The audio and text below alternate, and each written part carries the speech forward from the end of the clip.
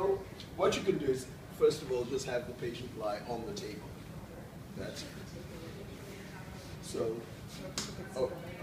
So, just give me a second. Let's see the table. Okay. So, just lie on the table. Okay. So, the first thing you can do is make sure that the elbow position is close to the edge. And then you can have the patient just come into a diagonal. Okay. Move your hips until you get half of the hips practically off, and then this leg can come down. Okay?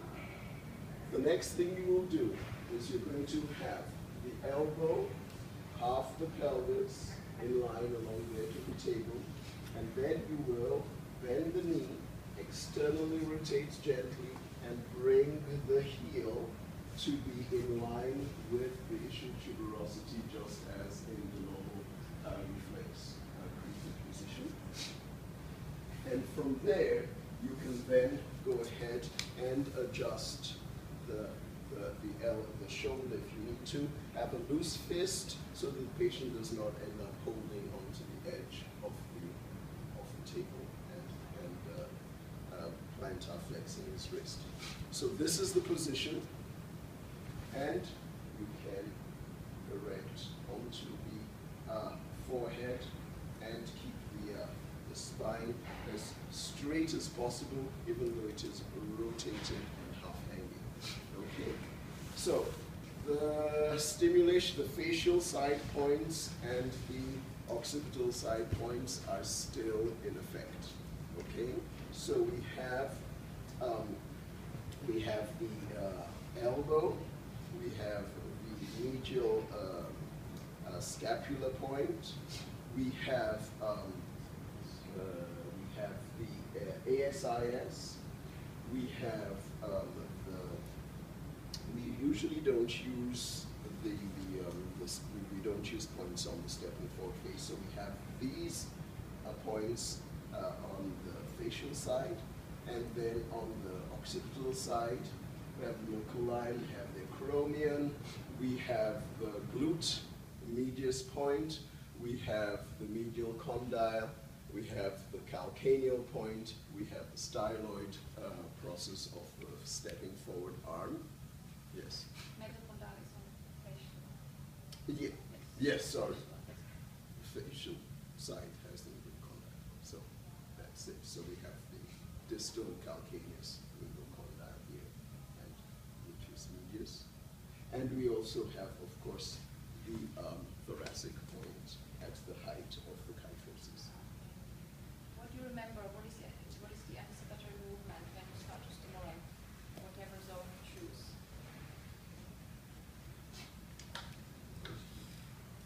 Okay. First breathing. Always Breathing. respiration and sagittal stabilization.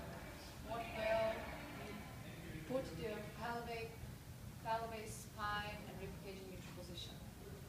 Okay, so you see the first responses more when you see here, you will see more respiration here, and lordotic spine elongate, kyphotic spine elongate. So this is for us very important, so we seek for elongation.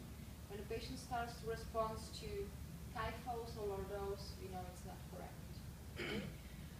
Okay, so usually first what happens on occipital side is support. How do we know that the legs supporting? So once this is loaded, what do we see here? The activity, glute.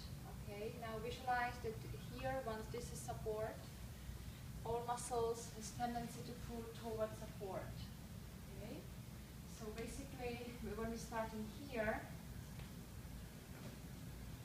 again, tibialis anterior would like to do dorsiflexion here. At the same time, triceps say, no, we're not going to dorsiflex.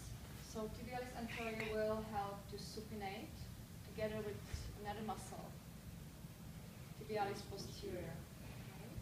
At the same time, femoral muscle would like to do the pronation, but as these supinators, they strongly holding the foot. So femoral muscle, long pronal, it's starts to create the arch over here. Okay. So now we have this position of the foot, and then visualize also then, because the punctum fixum is here, so the toes, they start to abduct the metatarsals, and they slight flexion of the toes over here. Okay, it's coming with support. Now, in the same time, when you stimulate here, or whenever, you will see the hamstrings, you will see the biceps here to kick. So again, when you look at the hamstrings, it's pulling the pelvis. Okay, so it's working on pelvis, dorsal. And this is counteracting by the muscles which saying you can dorsal, but only to neutral. Okay, what other muscles will kind of ride the pelvis from the front? Rectus femoris, also pulling towards here. Okay, and now we still have external rotation with extension, so we have glutes. And again, when you visualize what glutes are doing here, so they're not doing extension this way, but they pulling the pelvis this way. So the response, what we see is lifting. This pelvis is being to be lifted first to horizontal, and then it's being pulled toward the arm. So then we have the connections to the cylinder, latissimus toward supporting arm. Can you visualize it? But in the same time, this hip, basically, it's controlled also with the adductors. Again, when you visualize the adductors, how they pull, okay, they cannot really move the femur, they working on the pelvis. Okay, so they, like a bowstring, uprighting the pelvis from the bottom. Okay. Now, if you visualize another muscles around the hip joint, psoas here. Psoas, and again, from the lumbar spine, going to the femur, it's helping to upright the lumbar spine over here. Okay. What about the quad, vastus here? Again, when you visualize this pull, it's helping to again upright the femur with the pelvis together. Okay, but still it has to be connected with this cylinder. Okay, what about spine? And when we see elongation, what does it mean when the spine elongates?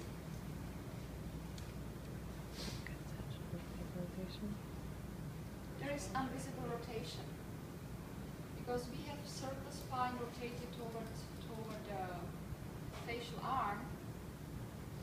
So this way. So one support, one support is established on the facial arm. What will happen? What will happen is the cervical and thoracic spine rotation. The opposite direction. It's changing rotation towards the stepping forward arm, towards the occipital arm. And when we resist, we feel that the head wants to turn. So cervical spine and thoracic spine turning also. Okay. Lumbar spine, there is not much rotation at lumbar spine. Okay. Now when we have this obliquity, so the spine will rotate basically the same direction, as long as if you visualize that if this leg would step forward over 140 and then support, then the lumbar spine would change the rotation, and so the upper part is rotating this way and the lower part will start to rotate to the opposite side. So this is counter-rotation, the way you walk, it's locomotion characteristics. Okay? Good.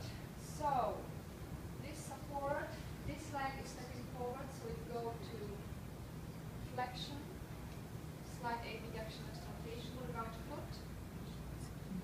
Dorsal flexion. Okay, position. Very good. What about this arm? External rotation. External rotation, abduction. The same semiflex, same amount of semiflexion here. What about forearm? Supination. So it's pronation supinates to neutral position. Okay, to neutral position. And wrist? Open, abduction, free